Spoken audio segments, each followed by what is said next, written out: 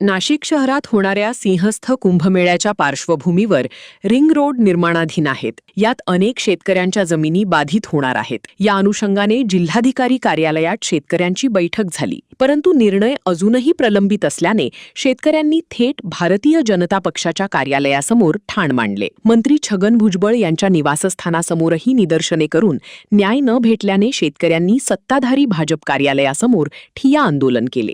करण गायकर यांनी शेतकऱ्यांची भूमिका स्पष्ट केली. यावेळी आमदार सरोज आहिरे यांनी शेतकऱ्यांची भेट घेऊन गिरीश महाजन यांच्याशी चर्चा करण्याची ग्वाही दिली.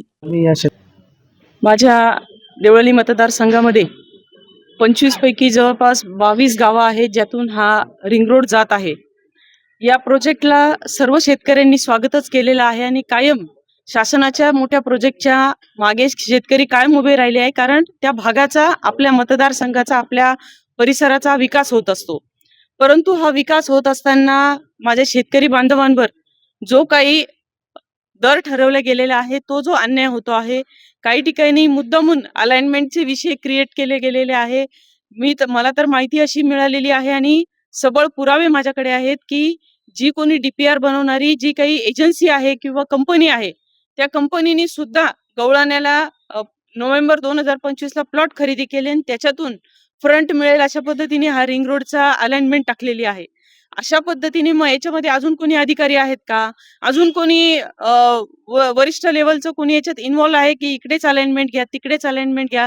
या वरच्या लेवलला जे जे काही गुप्त पद्धतीने काही लोक करत आहेत त्याच्यावर मी शेतकरी बांधवांच्या सोबत आक्षेप घेत आहे आणि म्हणूनच आज या आंदोलनामध्ये मी सामील झालेली आहे. आणि आत्ताच आदरणीय गिरीश भाऊ महाजन यांच्याशी फोनवर चर्चा झालेली आहे. थोड्या वेळानंतर ते मला वेळ देणार आहेत आणि मग हा मोर्चा आम्ही कलेक्टर ऑफिसला नेऊन कलेक्टर ऑफिसमध्ये या सर्व प्रश्नांचा उलगडा करून उद्या मी दिवसभर मुंबईला आहे.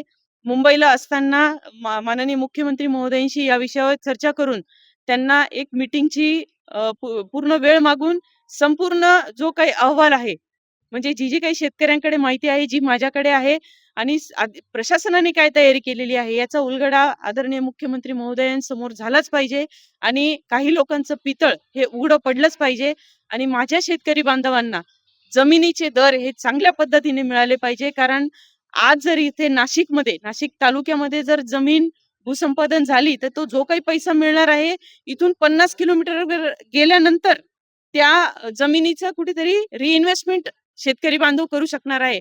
कारण तेवढ्याच पैशामध्ये नाशिक तालुक्यामध्ये तर जमीन घेणं शक्य नाही. मग शेतकऱ्यांनी आपली काळी आई विकून काय उघड्यावर पडायचं का? हे सर्व प्रश्न मांडण्यासाठी मी अगोदरही शेतकरी बांधवांसोबत होते, आजही आहे आणि भविष्यातही राहील. आता ती भूमिका घेऊन माननीय गिरीश महाजन साहेबांशी चर्चा करणार आहे. तुम्ही या आंदोलनाला उगाच राजकीय वळण देऊ नका. आम्ही तुमच्याकडेच दाद मागतोय. आम्ही तुमच्याच मंत्र्यांच्या दारावर गेलोय, तुमच्याच आमदारांच्या दारावर गेलोय आणि त्या ठिकाणी आम्ही तुम्हाला फक्त शेतकऱ्यांना वेळ द्या आणि हे सर्व जे अधिकारी आहेत जे चुकीच्या पद्धतीनं त्या ठिकाणी काम करताय, जे चुकीच्या पद्धतीनं त्या ठिकाणी बिल्डर धार्जिन धोरण, अधिकाऱ्यांचं धोरण त्या ठिकाणी जे राबवल्या जातंय, या संदर्भात आवाज उठवून आमच्या शेतकऱ्यांची मागणी काय आहे? ज्या ठिकाणी चुकीच्या अलाइनमेंट झालाय त्या अलाइनमेंट बदला, ज्या ठिकाणी शेतकऱ्यांनी सहमती दिली आहे त्या ठिकाणी योग्य मोबदला द्या. एवढ्या सगळ्या गोष्टी करत असताना तुम्हाला इतके साधे प्रश्न सोडवायला जर आमच्यासाठी वेळ नसेल तर मग आम्ही भारतीय जनता पार्टीच्या दारात नाही यायचं तर मग कोणाच दारात जायचं? कारण तुमचं इथं ऑफिस नाही, तुमचं इथं घर नाही.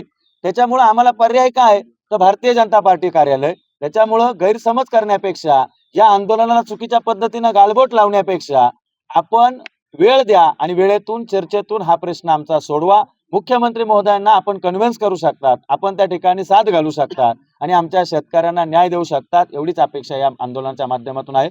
जोपर्यंत तुम्ही आम्हाला वेळ देणार नाही, आमचा एकही शेतकरी या ठिकाणाहून घरी जाणार नाही. आम्हाला इथं 4 दिवस थांबायला लागलं तरी आम्ही सगळे लोक थांबणार आहोत. यावेळी शहरातील शेतकरी आणि पक्षीय कार्यकर्ते उपस्थित होते. गुड्डू शेख, दिशा न्यूज.